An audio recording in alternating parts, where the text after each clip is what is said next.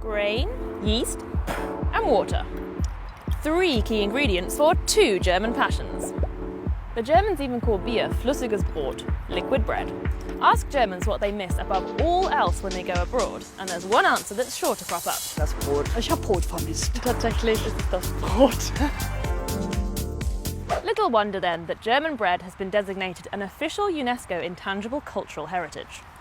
Bread is obviously a favourite staple all over the world, and plenty of countries eat more of it than the Germans. For example, in Turkey they eat twice as much. But the Germans take great pride in their specific varieties of bread. There are more than 3,000 different types on the official bread register.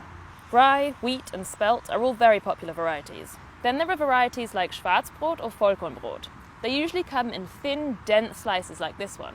Very tasty, but very heavy. I get a lot of stick here in Germany about bread. Germans seem to think that all that Brits eat is a really bad version of what they call Toastbrot. While this makes me pretty defensive of my country's superior sliced bread varieties, I can't deny that the Germans make a cracking loaf. So what's their secret? Diese extreme Brotkultur und diese extreme Vielfalt gibt es nur in Deutschland. Wir Deutschen haben einfach Brot mit Kruste, mit Charakter, mit Aussagekraft und das ist der große Unterschied. Bäcker ist ein ehrlicher Beruf, ist ein ehrliches Handwerk, weil man was mit seinen Händen herstellt, man sieht, was man gemacht hat, es ist transparent und man macht anderen Leuten eine Freude damit. One thing I love about living in Germany is a large hearty breakfast on the weekend, including the vital ingredient of fresh bread from the bakery.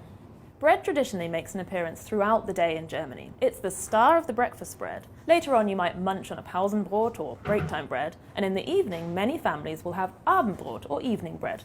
But over the last 10 years, the Germans have become a little less loyal to their crusty staple. With demand dipping and more shoppers switching to discounter supermarkets, there's also been a decline in the number of independent craft bakeries like this one. Anyway, I'm lucky enough to have a couple of independent bakeries nearby, and my absolute favourite thing to buy is bread rolls. Pumpkin seed, poppy seed, potato, whole grain, cheese. There are so many varieties. Here in Cologne, bread rolls are known as Brötchen, which literally means little bread.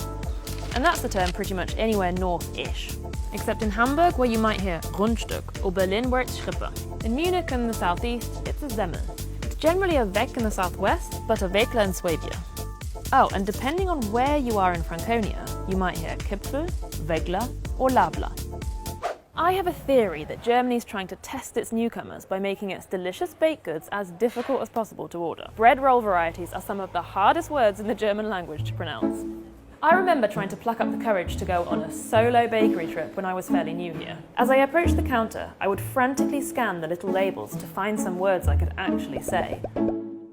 I'd get to the front and... Oh, ich hätte gerne von rechts? Nee. Most of the time I'd end up walking away with a bag full of so-called normale Brötchen. They're perfectly fine, but trust me, keep practicing the word Kürbiskernbrötchen and it'll be worth your while.